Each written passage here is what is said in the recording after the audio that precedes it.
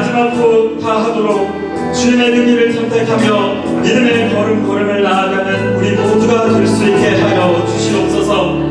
우리를 지으시고 우리를 불러 세우시고 우리를 보내신 분이 바로 나의 하나님을 날마다 찬양하며 기억하며 그렇게 나아가는 우리 모두가 되게 하여 주시옵소서. 이 시간 주님 홀로 영광 받으시길 바라며 이 모든 말씀 살아계신 우리 주 예수 그리스도의 이름으로 기도드립니다.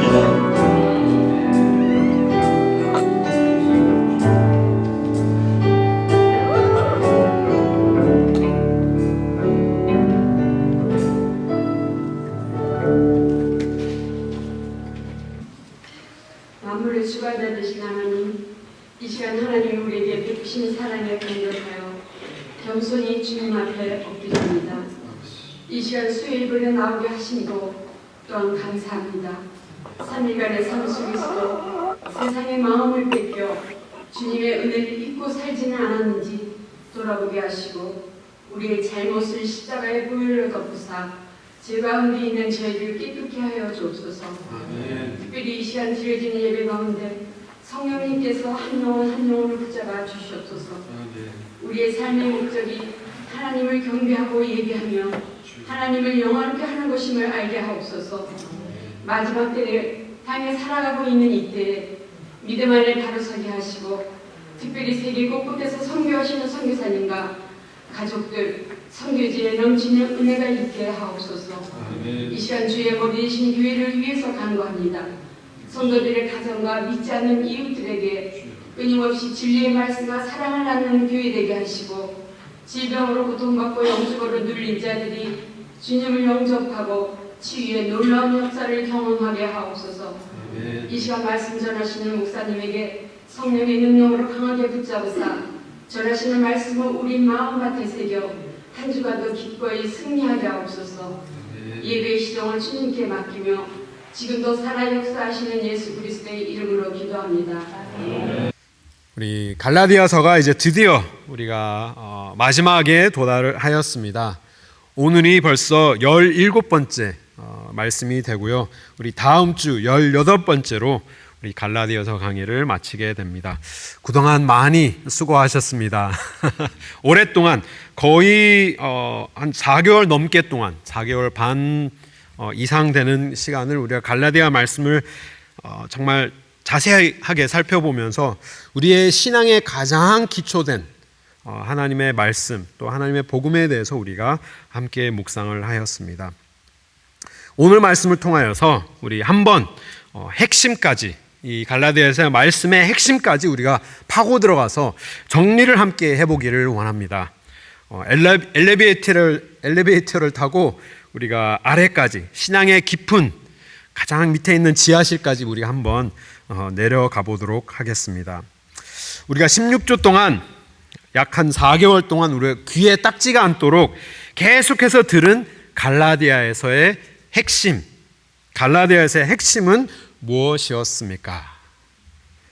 기억나시나요? 갈라디아서의 핵심은 바로 우리 여기 그 슬라이드 위에 부분에 있지만 바로 참된 복음입니다. 다른 복음이 없나니라고 우리가 말씀을 시작하였죠. 다른 복음이 없나니 참된 복음 속에서 발견되는 참된 진리, 거짓 진리와 이렇게 분별하여서 우리가 참된 복음 속에 우리가 발견하는 참된 진리를 우리가 붙들어야 한다라고 우리가 얘기도 하였고요. 또 참된 복음 속에 복음 속에서 파생되는 참된 자유. 우리가 이제 뭐 억눌린 자거나 이렇게 종이 아니라 종노릇 하는 자들이 아닌 참된 자유를 만끽하면서 그리스도 안에 복음 안에서 우리가 참된 자유로 우리가 신앙생활하는 모습을 우리가 함께 묵상을 하였습니다. 그래서 우리가 좌로나 우로나 치우치지 않도록 늘 다시 복음 앞에 돌아가자. 다시 복음 앞에 우리가 돌아가야 하는 이유가 바로 여기에 있는 것입니다. 우리의 이 핵심 바로 그리스도의 복음이기 때문인 것입니다. 그래서 우리가 늘 깨어서 복음 안에 거하면서 참된 진리 속에 그리고 또 참된 자유를 우리가 누리면서 살 수 있기를 바랍니다. 자, 그렇다면 갈라디아서의 핵심은 복음이었고 이제 한층 더 밑으로 내려간다면 갈라디아서의 핵심이 복음이라면 그렇다면 복음의 핵심을 한 단어로 우리가 설명을 한다면 그 단어는 무엇이라고 말할 수 있을까요? 이 복음의 핵심은 우리가 여러 단어로 우리가 표현을 할 수 있을 것 같습니다. 하지만 저는 이 복음의 핵심을 하나님이시다라고 이렇게 말하고 싶습니다. 우리의 복음의 핵심은 하나님. 우리가 오늘 예배 전에 우리가 찬양팀에서 드린 마지막 찬양처럼 이 마지막 찬양 저에게는 좀 특별한 찬양인데 제 결혼식 때 축가로 제 친구가 불러준 찬양입니다. 하나님의 은혜라는 찬양인데 이 찬양의 가사처럼 오늘 우리가 하나님 앞에 하나님의 자녀로 그리고 또 하나님의 유업을 상속받을 그러한 아들, 딸들로서 우리가 서 있을 수 있는 이유는 단 한 가지, 하나님 때문입니다. 하나님께서 우리를 창조하셨고 또 하나님께서 우리를 부르셨고 또 하나님께서 우리를 보내셨기 때문에 우리가 이 하나님 속에서 우리가 모든 것을 누릴 수 있게 되는 것입니다. 그러하기 때문에 하나님께서 우리의 삶과 온 우주 만물의 주체가 되시고 또 하나님께서 주인이 되시기 때문에 이 모든 것이 하나님의 은혜임을 우리가 고백할 수 있게 되는 것입니다. 그렇게 고백할 수밖에 없습니다. 왜냐하면 하나님 밖에서는 그 어떠한 것도 존재할 수 없으며 하나님 밖에서는 그 어떠한 우리의 삶의 의미나 그러한 삶의 기쁨이나 그러한 삶의 가치가 없기 때문에 우리의 인생의 시작도 하나님이시며 우리의 인생의 끝도 하나님이시며 그 사이에 일어나는 그 모든 것들 오직 하나님께서 주관하시고 인도하시기 때문에 우리의 복음의 핵심은 하나님이시다. 우리는 선포할 수 있기를 바랍니다. 자, 그렇다면 우리 한층 더 내려가 보기를 바랍니다. 갈라디아서의 핵심은 뭐라고 말했죠? 복음. 그렇다면 복음의 핵심은 하나님. 그렇다면 하나님의 이 핵심이라면 우리가 어떻게 이해할 수 있을까요? 이 하나님의 본질적인 핵심은 무엇일까요? 이 하나님의 핵심을 우리가 여러 가지로 우리가 이해할 수 있습니다. 하나님의 여러 있는 정말 아름다운 성품으로 우리가 이해할 수도 있고 또 하나님께서 행하신 너무나도 셀 수도 없는 놀라운 행적들, 이적들, 정말 선한 일들을 우리가 다 일컬어서 이 하나님의 이 본질적인 핵심이라 할 수 있지만 정말 하나님의 본질적인 존재 자체의 핵심을 우리가 어떻게 이해할 수 있느냐? 삼위일체 하나님으로 존재하시는 이 하나님의 온전한 공동체인 것을 우리는 이 하나님의 본질적인 핵심으로 우리는 이해할 수 있는 것입니다. 하나님을 우리는 그냥 하나님으로 바라보지만 더 깊은 곳에 들어가서 우리가 하나님을 이해하기 위하여서는 하나님께서는 삼위일체 하나님으로 온전한 공동체를 이루셔서 존재하시는 하나님이다.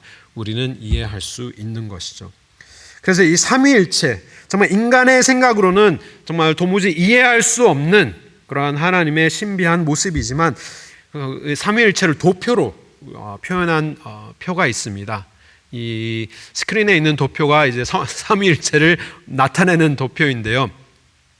맨 위가 이제 성부 하나님이시고 이쪽에는 성자 하나님.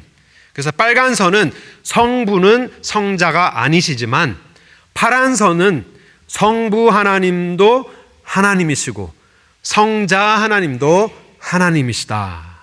그리고 성령 하나님도 이쪽에 계시는 성령 하나님 또한 마찬가지인 것이죠. 성부는 성자도 아니시고 성령도 아니시지만 이 삼위가 다 하나님이심을 어떻게 보면 굉장히 복잡하지만 우리가 믿는 삼위일체의 하나님이신 것입니다. 정말 이러한 이 삼위일체의 모습으로 온전한 공동체를 이루시고 그 모습으로 이러한 완벽한 관계를 이루시면서 존재하시는 분이 우리가 섬기는 이 하나님의 가장 본질적인 핵심이다. 하나님의 핵심이다. 우리는 이렇게 이해할 수 있는 것입니다. 그러하기 때문에 이 세 분, 삼위가 다 다르지만 하지만 하나가 되어서 온전한 한 하나님을 우리가 섬기게 되는 것이죠. 그래서 많은 사람들이 이 삼위일체의 이 신비를 이해하기 위해서 굉장히 여러 가지 측면으로 이렇게 이해하려고 시도를 하였습니다. 과학적인 표현으로는 이렇게 표현을 할 수가 있습니다. 과학적인 표현은 다음 슬라이드를 보여주시면 이 얼음과 액체와 수증기, 얼음은 수증기가 아니지만 둘 다 물인 것이죠. 그리고 얼음은 액체가 아니지만 둘 다 물인 것. 하지만 이것도 사실은 이렇게 2%가 부족한, 온전하게 설명하지 못하는 이 삼위일체 하나님의 모습입니다. 이것이 과학적인 표현으로 이렇게 표현을 해봤다, 이렇게 나타내는 그런 도표입니다. 그렇다면 물리적으로도 사람들이 이해를 하려고 노력을 하였습니다. 물리적인 표현은 시간을 두고 표현을 합니다. 과거와 현재와 미래. 과거는 미래가 아니지만 과거와 미래 둘 다가 이 시간을 표현하는 것이다. 마찬가지로 현재도 마찬가지인 것이죠. 과거와 현재, 미래 다 같은 것은 될 수가 없지만 물리적으로 보았을 때는 과거와 현재와 미래가 다 시간이다, 이렇게 표현할 수 있는 것이죠. 하지만 이것도 사실은 2%가 부족한 그러한 표현인 것입니다. 왜냐하면 하나님께서는 삼위일체 하나님으로 온전한 같은 시간에 존재하시기 때문이지만 과거와 현재와 미래는 같은 시간대에는 존재할 수 없는 것이 이 사실상의 이 모습인 것이죠. 그렇다면 수학적으로도 사람들이 이해를 하려고 노력을 하였습니다.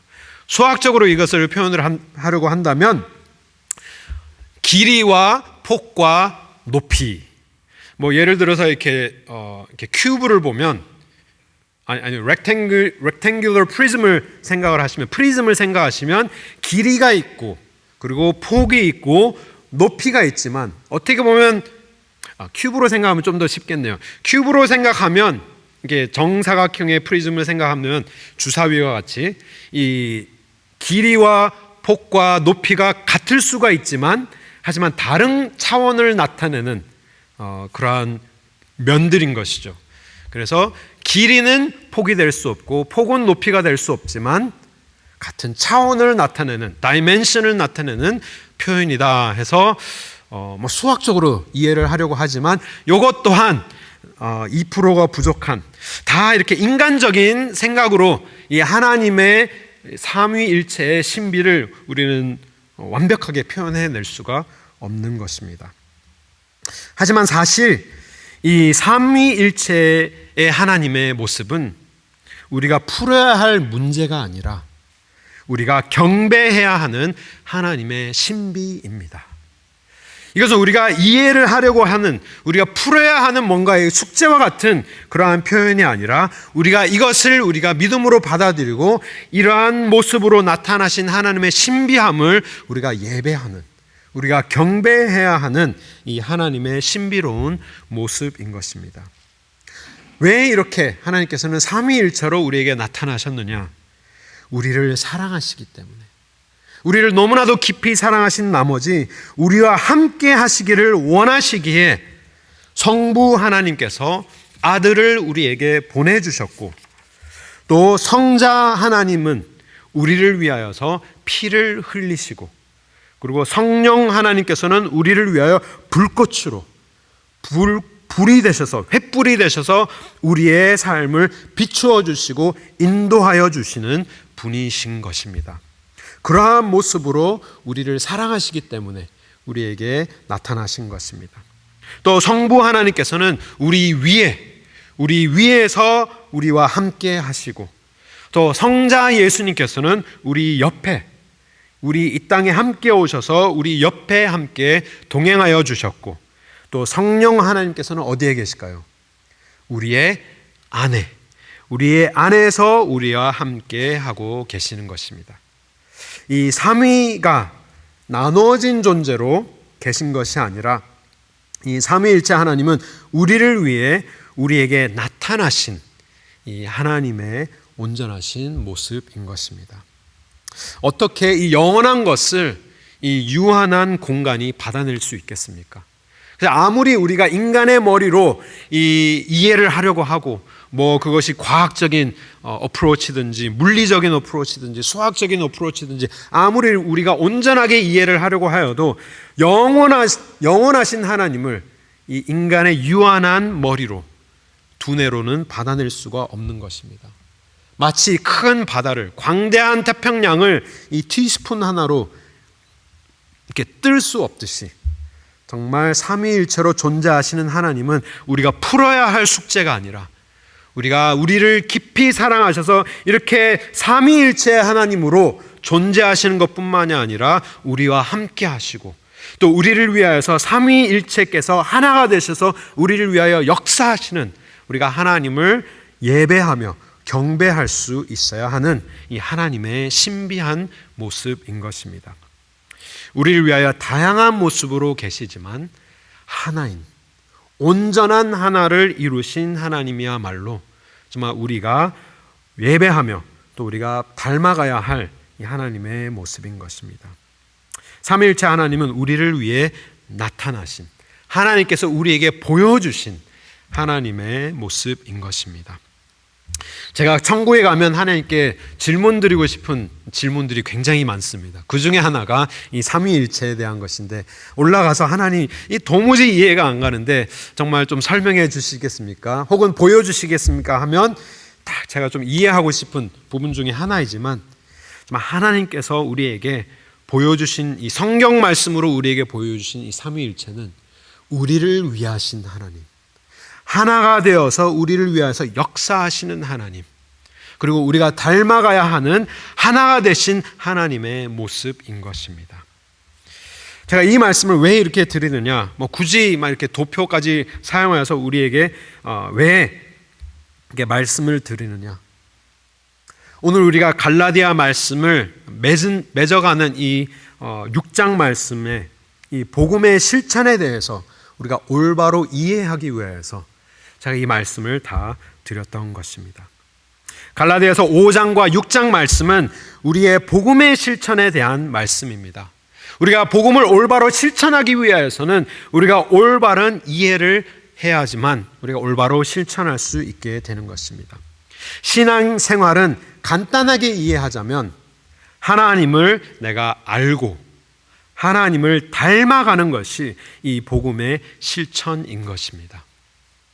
복음의 핵심이신 하나님을 내가 올바로 알고 내가 올바로 알아야지만 내가 하나님을 올바로 닮아갈 수 있기 때문에 온전히 닮아갈 수 있기 때문에 하나님을 올바로 알며 올바로 닮아가는 것이 우리의 삶의 목표인 것입니다.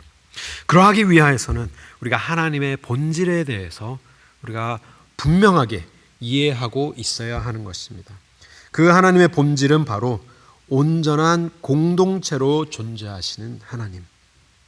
다양한 모습이시지만 다양한 삼위이시지만 그 삼위께서 일체를 이루시는 그 신비하신 하나님의 놀라운 모습이야말로 우리가 예배하는 하나님의 모습인 것뿐만이 아니라 그것을 우리가 이해해야 하는 하나님의 모습인 것뿐만이 아니라 우리가 닮아가야 하는 하나님의 모습이라는 것입니다.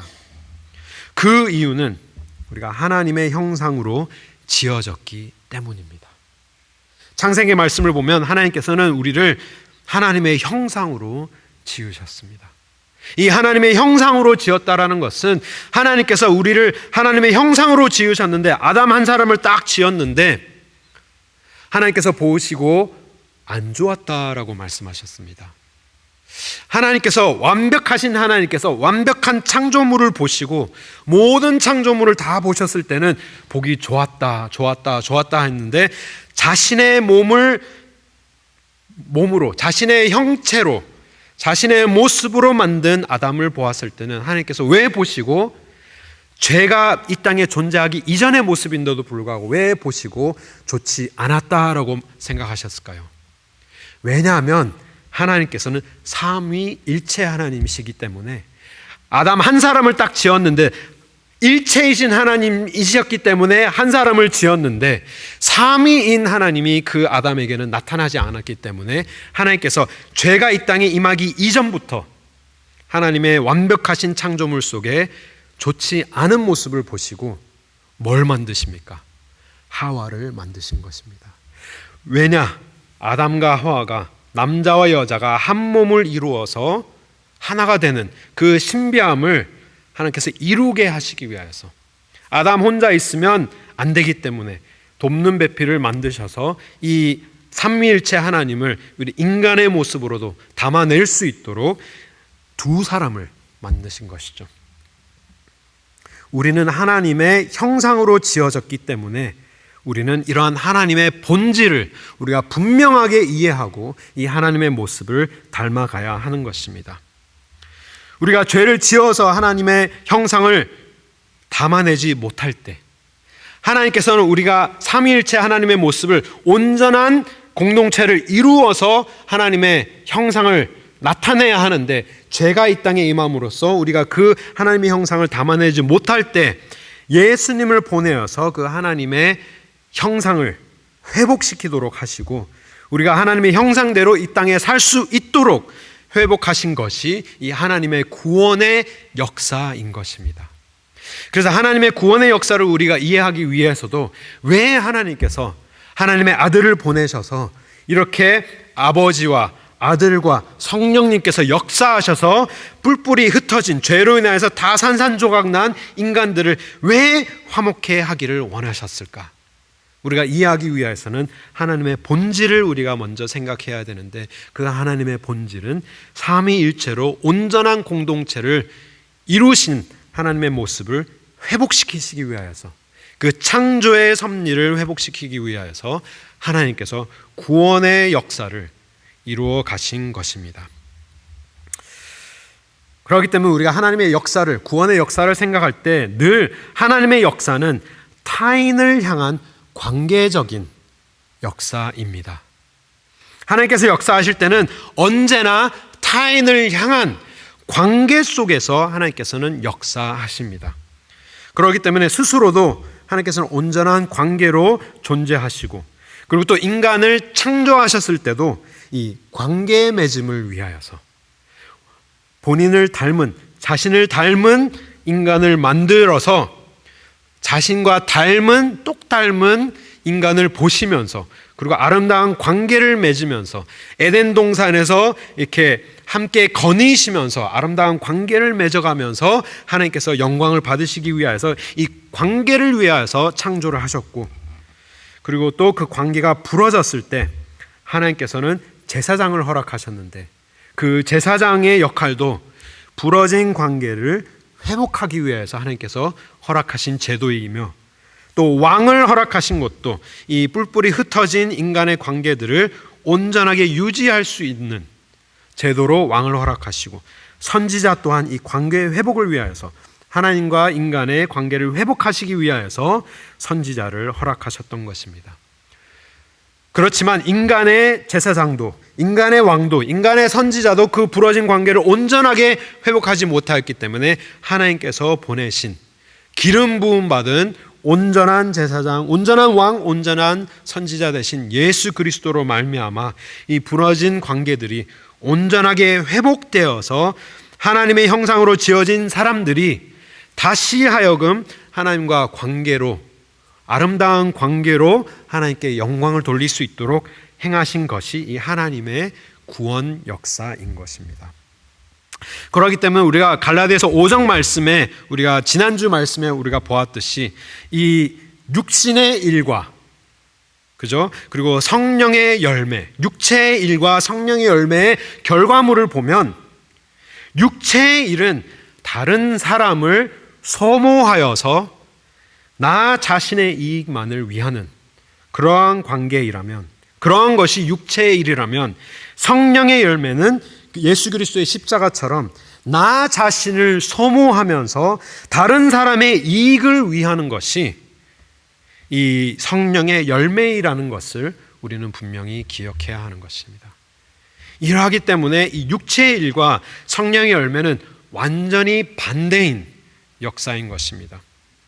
육체가 일을 하면 일을 할수록 나 자신이 원하는 것, 내가 원하는 것, 나의 욕심을 채우기 위해서는 다른 사람의 것을 뺏어서 내가 더 돋보이기 위하여서는 다른 사람을 더 이렇게 짓밟으면서, 더 비하하면서, 더 깔아뭉개면서, 이런 표현 써도 되는지 모르겠지만 깔아뭉개면서까지 내가 돋보이기를 원하는 것이 이 육체의 일인 것입니다.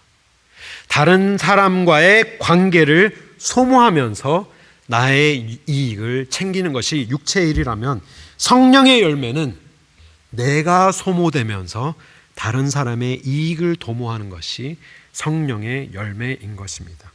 이것이 하나님의 본질인 것입니다. 그리고 이것이 십자가의 법인 것이죠.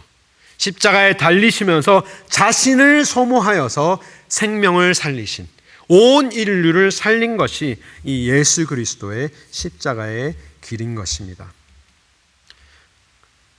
이 모든 우리가 이 바울이 설명하는 이 복음의 핵심을, 그리고 하나님의 핵심을 우리가 들고 우리가 오늘 6장 말씀을 한번 이해해 보기를 원합니다.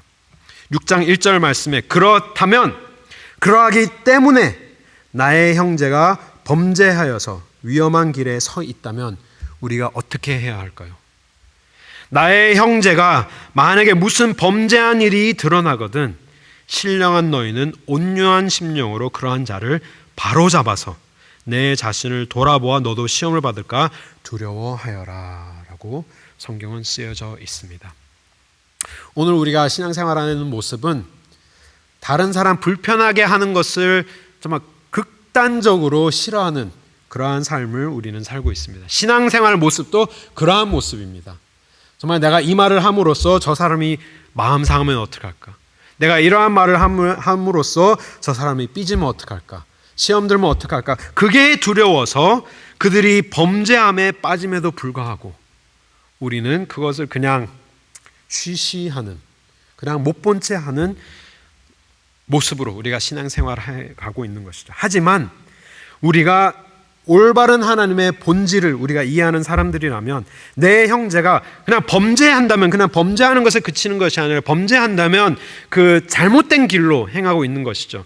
정말 하이웨이의 한복판에 서 있는 것과 마찬가지인데, 그렇다면 우리가 그 형제나 그 자매를 살리기 위하여서 내가 그 자리에 뛰어 들어가야 하는 것이 바울이 오늘 우리에게 설명하는 이 올바른 복음의 실천의 모습이다, 우리에게 설명하고 있는 것입니다.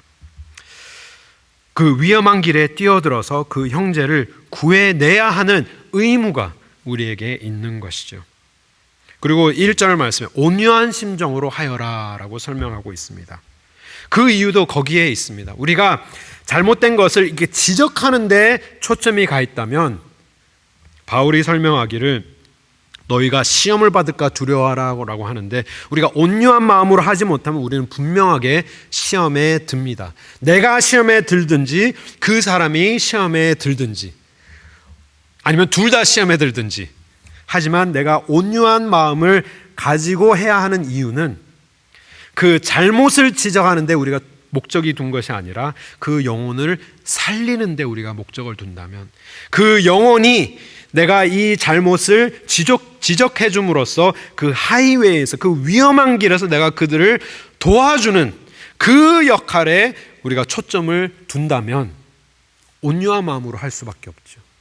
그가 상처받지 않도록, 그리고 내가 상처를 주지 않도록 우리가 조심하면서 온유한 말로, 온유한 마음으로, 사랑하는 마음으로 할 때 그 초점이 사람 살리는데, 그리고 영혼을 구하는데, 회복하는데 있을 때 우리가 시험에 들지 않는다, 바울은 설명하고 있는 것입니다. 그러면서 2절 말씀, 우리 2절 말씀 우리 함께 한 목소리 읽겠습니다. 너희가 짐을 서로 지라, 그리하여 그리스도의 법을 성취하라. 아멘. 서로의 짐을 짊어지며 그리스도의 법을 성취하라 말씀하십니다. 제가 이 말씀으로 몇 달 전에 설교를 했기 때문에 너무나도 자세하게 말씀을 드리지는 않겠습니다. 하지만 같은 맥락으로 우리가 이해를 한다면, 우리가 하나님께서 삼위일체로 온전한 공동체를 이루신 하나님을 우리가 이해한다면 우리가 서로의 짐을 짊어질 수밖에 없습니다. 왜냐? 우리는 온전한 공동체를 이루어야 하는 의무가 있기 때문인 것입니다. 근데 그 모습이 그리스도의 법을 성취하는 것이다. 그리스도의 법은 다름이 아닌 이 십자가의 법인 것이죠. 나 자신을 소모하여서 상대방을 살리는 것이 그리스도의 법이라면 내가 힘들어도 상대방의 짐을 함께 짊어지는 것이 하나님께서 원하시는 그리스도의 모습이다 우리에게 설명해 주고 계십니다. 근데 굉장히 재밌는 말은 3절 말씀에 만일 누가 아무것도 되지 못하고 된 줄로 생각하면 스스로 속임이라. 각각 자기의 일을 살피라. 그리하면 자랑할 것이 자기에게만 있고 남에게는 있지 아니하니라 라고 말씀합니다. 우리가 서로의 짐을 짊어지라고 하셨는데 4절을 가면 각자의 일을 살피라 라고 합니다. 서로의 짐을 짊어지라는 말인지 아니면 각자의 짐을 짊어지라는 말인지라고 이게 헷갈릴 수가 있지만 이 말씀을 어떻게 이해해야 하느냐?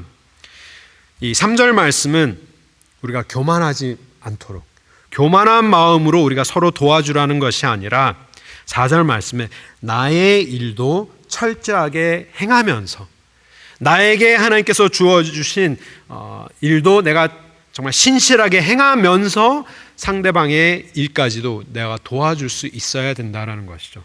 내가 해야 할 일은 아무것도 하지 않으면서 남의 일만 돕겠다고 막 이렇게 하면 그냥 교만한 모습으로 이렇게 드러날 수밖에 없다라는 그러한 바울의 말입니다. 자기의 있는 일은 자기가 살피지만 자기의 일을 열심히 감당하면서 상대방을 돌아보았을 때 정말 힘든 무거운 짐을 짊어질 때 그것을 함께 짊어질 수 있을 때 정말 교만하지 않고 겸손한 모습으로 신앙생활할 수 있다. 이렇게 바울은 가르치고 있는 것입니다. 그러면서 6절 말씀에 가르침을 받는 자는 말씀을 가르치는 자와 모든 좋은 것을 함께 하라. 정말 좋은 것을 함께 공유하는 계속해서 이 삼위일체 하나님을 우리가 생각하면 좋겠습니다. 나만 잘 먹고 나만 잘 되는 것이 아니라 우리가 서로 두루두루 우리가 함께 성장해 갈 수 있는 그런 아름다운 모습이다 설명하고 있는 것입니다. 그러면서 7절 말씀에 이렇게 기록하고 있습니다. 심는 대로 거둘 것이니 성령을 위하여 심는 자는 성령으로부터 영생을 거둘 것이라 말씀합니다. 이 오늘의 강조되는 그러한 구절입니다. 우리 9절 말씀 우리 함께 한 목소리 읽겠습니다. 함께 읽겠습니다. 우리가 선을 행하되 낙심하지 말지니 피곤하지 아니하면 때가 이름에 거두리라. 아멘. 우리가 선을 행하되 낙심하지 말지니 피곤하지 아니하면 때가 이름에 거두리라. 이 얼마나 아름다운 말씀인지 모르겠습니다. 우리가 선한 일을 행하되 낙심하지 말라. 영어로 표현하면 Let us not become weary in doing good 라고 표현을 합니다. 그래서 선한 일을 하는데 낙심하지 말라 라고 말씀하시는 것이죠. 바울이 왜 이런 말을 했을까요? 왜 이런 말로 우리가 선한 일을 하는데 낙심하지 말아라 라고 말씀하고 있을까요? 왜냐하면 우리가 선한 일을 할 때 낙심이 되기 때문입니다.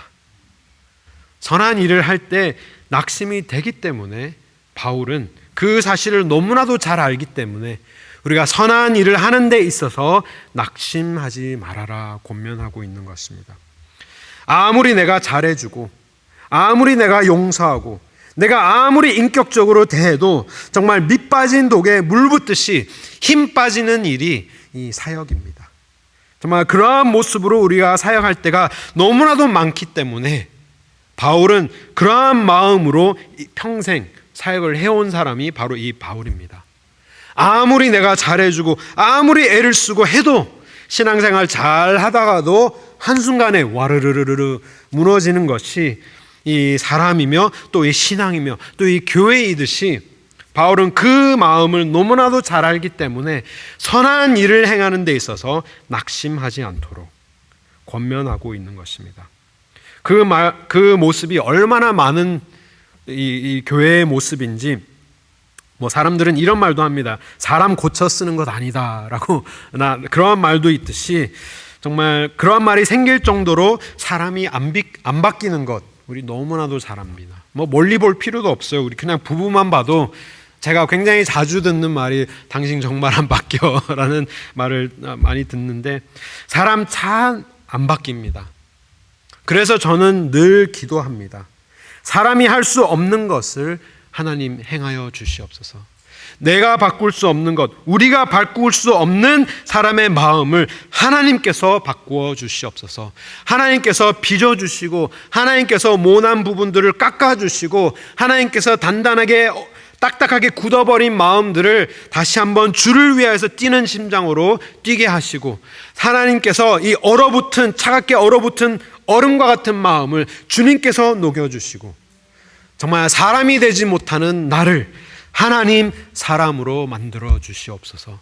하나님의 형상을 닮는 사람, 나의 힘으로는 할 수 없지만 주님 행하여 주시옵소서. 나 자신뿐만이 아니라 사역하는 데 있어서 매일 기도드리는 기도가 사람이 할 수 없는 것을 주님께서 행하여 주시옵소서. 그렇게 기도하고 있습니다. 근데 이 낙심된다라는 말이 또 다른 말로 어떤 말인지 아십니까?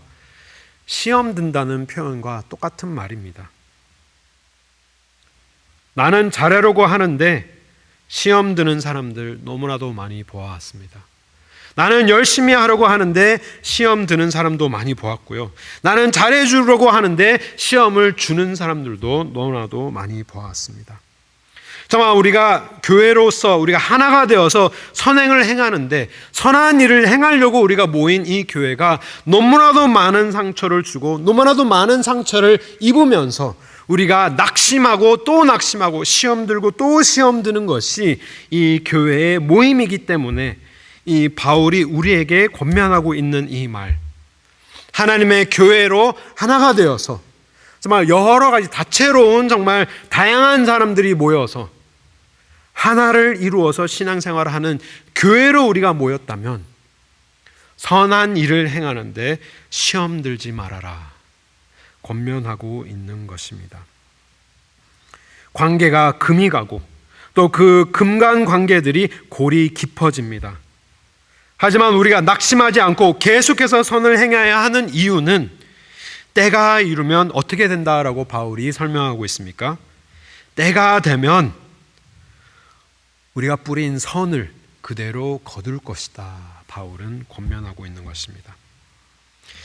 우리가 선을 낙심하지 않고 선을 행해야 하는 이유가 바로 여기에 있는 것입니다. 사람에 있는 것이 아니고요. 내가 상대를 보고 선을 행하는 것이 아니라 하나님께서 우리에게 선을 행하도록 우리를 부르셨기 때문에 우리는 그냥 뿌리면 됩니다. 나의 선행을 뿌리는 것이 우리의 부르심이고 하나님께서 때가 되면 그 선한 행동으로 하나님께서 거두도록 우리가 구역 예배하면서 나눈 말씀 고린도전서 말씀이 우리는 물 뿌리는 씨 뿌리는 일만 감당하고 자라게 하시는 분은 하나님이신 것을 우리가 믿고 그 하나님의 역사를 그 사역을 우리가 신뢰하면서 우리는 이 9절 말씀을 우리의 마음속 깊이 가장 깊이 하나님의 근본의 가장 깊은 곳에 하나님의 삼위일체 하나님이 계시듯이 우리의 신앙생활의 모습의 가장 근본된 자리에 우리가 이 9절 말씀을 적용하였으면 좋겠습니다. 우리가 선을 행하되 낙심하지 말지니 피곤하지 아니하면 피곤하지만 너무나도 피곤하고 너무나도 낙심되지만 때가 되면 정말 마지막 때가 이르면 하나님의 때가 되면 그 모든 선한 씨 뿌림을 우리는 거둘 것이다. 하나님께서 약속하시는 것입니다. 정말 하나님 앞에 많은 선을 거둘 수 있는 우리 모두가 되기를 주님의 이름으로 축원합니다. 그렇다면 우리 10절 말씀, 이 10절 말씀도 우리 함께 한 목소리로 읽겠습니다. 우리 함께 읽겠습니다. 그러므로 우리는 기회 있는 대로 모든 이에게 착한 일을 하되 더욱 믿음의 가정들에게 할지니라. 아멘. 정말 우리 주옥 같은 이 바울의 말씀인 것 같습니다. 근데 이 9절과 10절을 우리에게 하여 주기 위해서 갈라디아서 1장부터 5장까지 계속해서 복음 복음, 다른 복음은 없나니 오로지 하나님의 은혜만으로 우리가 신앙생활하는 것이다. 좌로나 우로나 치우치지 말고 그 어떠한 하나님의 그리스도의 복음에 다른 것을 첨가하지 말아라 라고 하면서 계속해서 십자가의 길만을 강조하였던 이유가, 우리가 신앙생활을 하는 데 있어서 자칫 잘못하면, 정말 우리가 올바른 복음의 정도를 걷지 못하면 조금 치우치면 교만으로 빠질 수 있고, 조금 치우치면 낙심하는 시험으로 빠질 수 있기 때문에 바울은 거듭 강조한 것이 이 복음의 정도인 것입니다. 우리가 조금만 우리의 행실을 강조하면 나는 행실을 이만큼 하기 때문에 교만할 수 있고, 또 행실이 부족하다고 느끼면 나는 너무나도 부족한 사람이와 낙심할 수 있지만, 정말 오로지 하나님의 은혜만을 붙들고 가는 사람이라면 나는 부족하지만 하나님의 은혜로, 그리고 나는 교만할 수 없어. 왜? 나를 위하여서 정말 죄를 범한 그런 나를 하나님께서 은혜로 구원하여 주셨기 때문에 계속해서 복음의 정도를 갈 수 있게 되는 것입니다. 그러하기 때문에 이 10절 말씀 또한 우리가 복음으로 이해를 하기 위해서, 적용하기 위해서는 우리의 기회 있는 대로 모든 이에게 착한 일을 행하여야 한다 기록하고 있습니다. 우리 화요일 성경 공부가 이제 어제로 다 마쳤습니다. 우리 목회서신 디모데전서, 후서, 디도서까지 다 정리를 하였는데, 바울은 똑같은 말을 온 서신서에 다 기록을 하였습니다. 우리가 올바른 실천을 행해야 하는데 거기에 대한 기초는 오로지 복음밖에 없다. 기초가 없고 그냥 행실만 강조하게 되면 우리는 좌로 우로 치우칠 수밖에 없기 때문에 있는 그대로 우리가 받아들이기 위해서는 복음 위에 올바로 서 있어야 하는데, 우리가 10절 말씀도 우리가 그 맥락에서 이해할 수 있게 되는 것이죠. 기회가 주어진다면 착한 일을 모든 이들에게 해야 한다. 바울은 얘기하고 있는 것입니다. 그냥 단지 우리에게 착한 사람이 됩시다, 좋은 사람이 됩시다, Let's be kind, Let's be nice에서 그치는 것이 아니라 그 핵심에 우리의 존재 자체가, 복음으로 인하여서 새로운 사람 된 우리의 존재가 거기에 들어있기 때문에 우리는 착한 행실을 행할 수밖에 없는 것입니다. 언제 그렇게 해야 된다고요? 기회가 있는 대로 모든 이들에게 착한 일을 행해야 된다, 선한 일을 행해야 한다, 바울은 기록하고 있는 것입니다. 한번 생각해 보기를 원합니다. 나는 얼마나 착한 일을 하는 사람인가? 얼마나 착한 사람인가? 주위에 있는 사람들이 보았을 때 정말 착한 행실, 선한 행실이 가득한 사람인가 한번 돌아보기를 원합니다. 제가 굉장히 좋아하는 말이 있습니다. 성경 공부 때도 여러 번 말씀을 드렸는데, 하루에 딱 내가 아침에 일어나서 출근하는 길에 정말 한 사람이, 정말 못된 사람이 나한테 못된 짓을 하면 그 사람만 못되지만 하루 종일 모든 사람들이 나한테 못된 짓을 하면 내가 못된 사람인 거예요. 그렇듯이 정말 나의 삶이 정말 모든 사람들에게, 계속해서 모든 사람이 내가 봤을 때 나쁜 사람이면 내가 나쁜 사람일 확률이 굉장히 크다는 말입니다. 그러하기 때문에 많은 사람들에게 불평불만이 많은 사람들은 혹시 내가 불평불만이 많은 사람이 아닌가 돌아볼 수 있게 되어야 하는 것이죠. 하지만 우리가 우리의 행실에 있어서 변화하기 위해서는 우리의 핵심이 달라져야 하는데, 하나님 그리스도의 복음으로 새롭게 된 사람은 우리는 착한 일을 할 수밖에 없습니다. 하지만 여기에 굉장히 중요한 말을 바울이 우리에게 강조하고 있습니다. 더욱 모든 이에게 착한 일을 하되 더욱 누구에게 하라고 명합니까? 믿음의 가정들에게. 믿음의 가정들에게. 믿음의 가정은 누구를 의미를 하는 것일까요? 여기 계신 분들입니다. 우리 교회, 우리 형제 자매들, 우리의 한 식구된 우리의 형제 자매들. 정말 밖에 있는 사람들에게는 우리가 굉장히 관대하지만 우리 교회 안에 있는 분들에게 우리가 그렇게 하지 못한다면 어떻게 보면 바울이 말하기는 거꾸로 된 그러한 신앙의 실천이다 생각할 수 있는 것이죠. 우리가 더더욱 착하게 더더욱 선한 일로 대해야 하는데 우리 믿음의 가정들에게 그렇게 해야 한다 우리에게 알려주고 있는 것입니다. 왜냐? 가족은 특별한 끈으로 매어졌기 때문입니다. 근데 사실 가족이 제일 많이 싸우기도 합니다. 그렇기 때문에 뭐 이렇게 너무나도 우리가 뭐 자책할 필요는 없지만 우리가 가족은 싸우지만 많이 싸우지만 그래도 그 끈이 그 관계가 깨어지지 않는 이유는 가족이라는 아주 특별한 끈으로 묶여져 있기 때문입니다.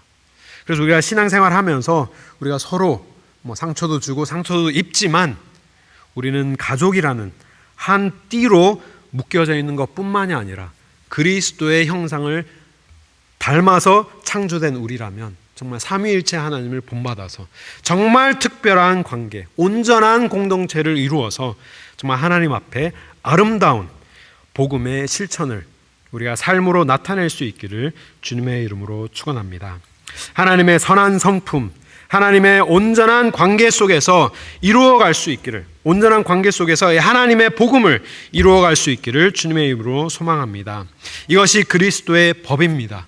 이것이 십자가의 법이며 나를 내려놓고 내가 서운한 것, 내가 상처받은 것, 내가 이해가지 않는 것, 나의 생각, 나의 경험, 그러한 나의 모든 것들을 내려놓고 남을 세워줄 수 있는, 우리의 가정을 세울 수 있는, 우리의 교회를 세울 수 있는 우리 참된 복음 속에서 자유한 우리 가든교회 될 수 있기를 주님의 이름으로 축원합니다. 이 가사를 생각하면서 우리 함께 찬양드리기 원합니다. 나를 지으신 이가 하나님, 우리 선포하기 원합니다.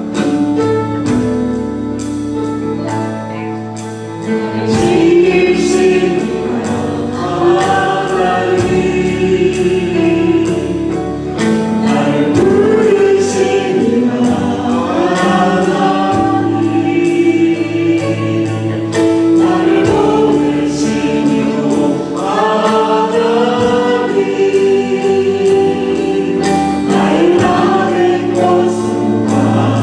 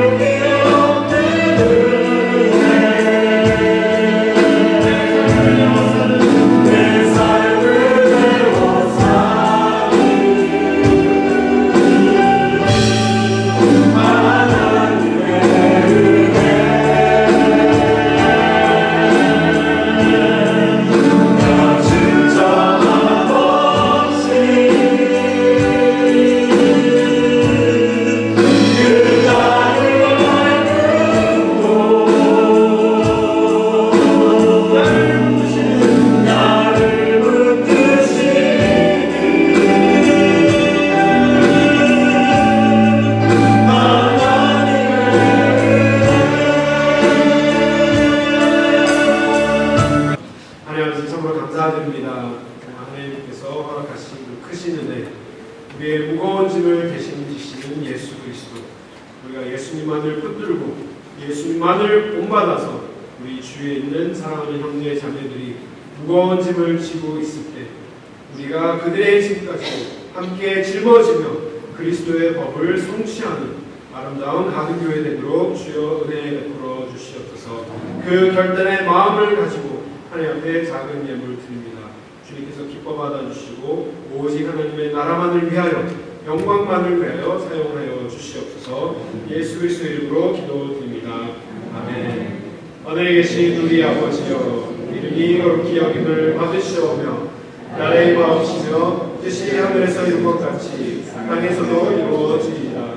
오늘날 우리에게 일용할 양식을 주옵시고 우리가 우리에게 죄진 자를 사하여 준 것 같이 우리 죄를 사하여 주옵시고 우리를 시험에 들게 하지 마옵시고 다만 악에서 구하옵소서. 대개 나라와 권세와 영광이 아버지께 영원히 있사옵나이다.